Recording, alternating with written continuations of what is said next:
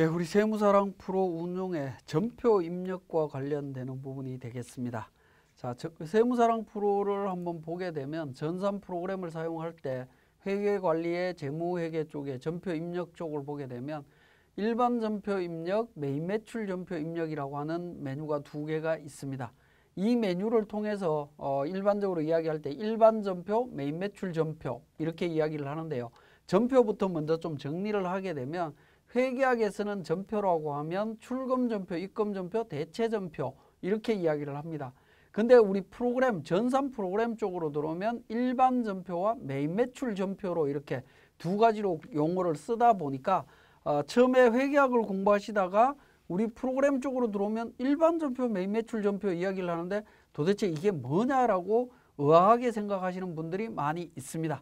자, 기본적인 내용이긴 하지만 회계에서 이야기하는 출금, 입금, 대체 전표 내용을 한번 보면 출금 전표는 거래 발생 시에 현금이 지출되는 거래, 전액 지출되는 거래를 말하는 거고 입금 전표는 거래 발생 시에 현금이 전액 입금되는 형태, 회사로 돈이 들어오는 형태를 말하는 거래죠. 대체 전표는 거래 발생 시에 현금 이외의 계정 과목이 적용되는 거래를 의미합니다. 일부 현금이나 아니면 전액 현금이 아닌 거래가 발생이 되는 부분이 되겠죠. 이게 출금, 입금, 대체 전표가 되겠습니다. 그런데 회계학, 그러니까 전산에서 이야기하는 일반 전표와 메인 매출 전표라고 이야기하는 부분은 메인 매출 전표부터 먼저 말씀을 드리면 부가가치세 신고와 관련되는 전표는 메인 매출 전표다라고 이해를 하시면 돼요. 부가가치세 관련되는 전표를 메인 매출 전표에다가 입력한다. 그러니까 메인 매출 전표 입력이라는 메뉴에다가 등록한다. 그렇게 이해를 하시면 됩니다. 그걸 줄여서 메인 매출 전표다라고 이야기를 하다 보니까 혼선이 오는 건데요. 메인 매출 전표라고 하는 입력 메뉴에다가 부가세 관련되는 걸 전표를 입력을 하더라도 출금 전표, 입금 전표, 대체 전표는 다 발생한다라는 겁니다. 그리고 일반 전표라고 하는 부분은 메인 매출 전표를 제외한 모든 거래에 대한 전표를 의미합니다.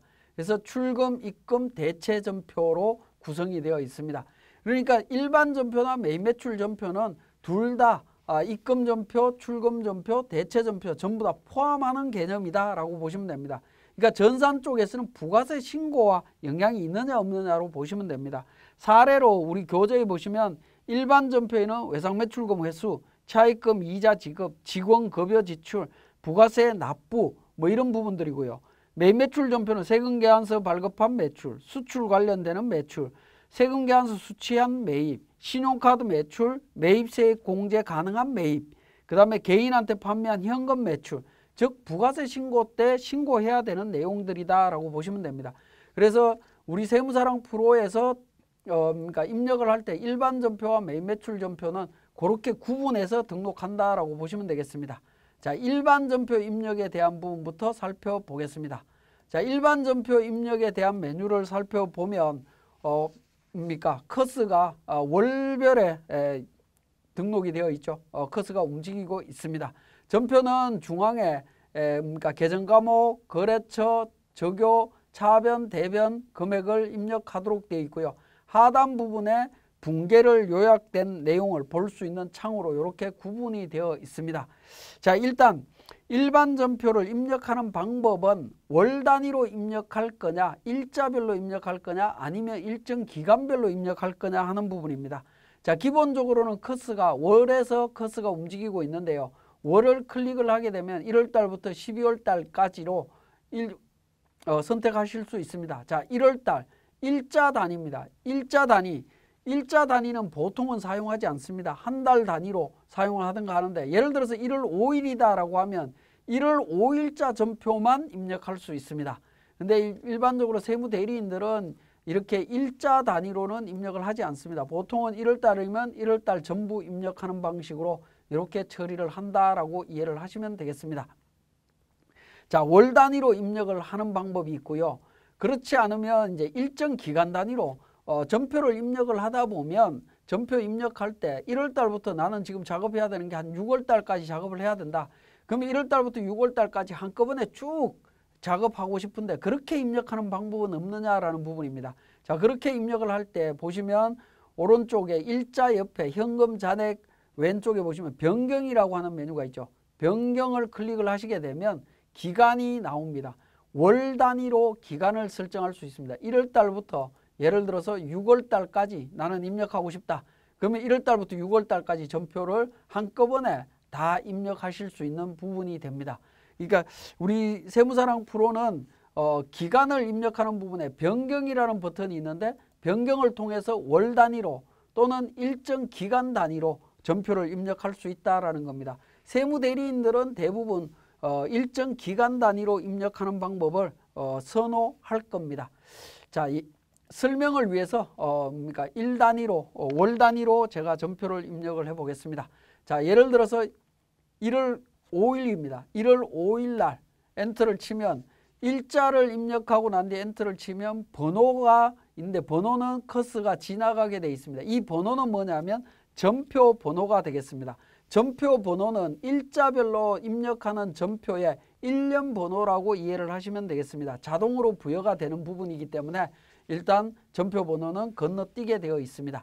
자, 그 다음에 구분이 되겠습니다. 구분은 전표 유형을 입력을 합니다. 자, 커서가 있는 위치에서 내가 입력해야 되는, 작업해야 되는 내용을 잘 모르겠다라고 할 때는 어떻게 하시면 되냐면 커서가 있는 위치에서 해야 되는 내용은 하단 부분에 보시면 그러니까 있는 창의 맨 하단 부분에 구분을 입력하세요. 1 출금, 2 입금, 3 차변, 4 대변, 5 결산 차변, 6 결산 대변에서 내용이 나옵니다. 자, 커서를 일자에다가 제가 커서를 옮기면 어떻게 되죠? 하단 부분에 일자를 입력하세요 라고 되어 있습니다. 그죠? 자, 이것처럼 우리 세무사랑 프로는 그러니까 커서가 위치한 곳에서 내가 작업해야 되는 정보를 요약해서 맨 하단 부분에 알려줍니다. 그래서 기본적으로 커서가 있는 데에서 내가 입력해야 되는 걸 잘 모를 때에는 하단 부분의 내용을 먼저 확인을 해 보시면 되겠습니다. 자, 이렇게 해서 이제 정리를 하실 수가 있고요. 자, 보시면 구분해서 그러니까 1 출금이라고 되어 있죠. 출금은 출금 전표를 의미합니다. 2 입금은 입금 전표를 의미하는 거고요. 3 차변과 4 대변은 대체 전표를 의미합니다.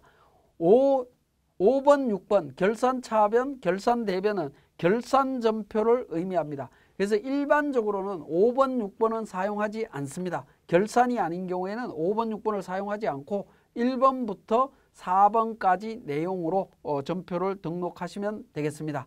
예를 들어서 외상매출금을 그러니까 받았다라고 하면 현금으로 받았다면 2번 입금이 되겠죠. 돈이 들어왔기 때문에 2번 입금 해서 계정 과목을 등록하도록 되어 있습니다. 자, 계정 과목 코드와 관련되는 부분은 다음 시간에 제가 설명드리도록 하겠습니다.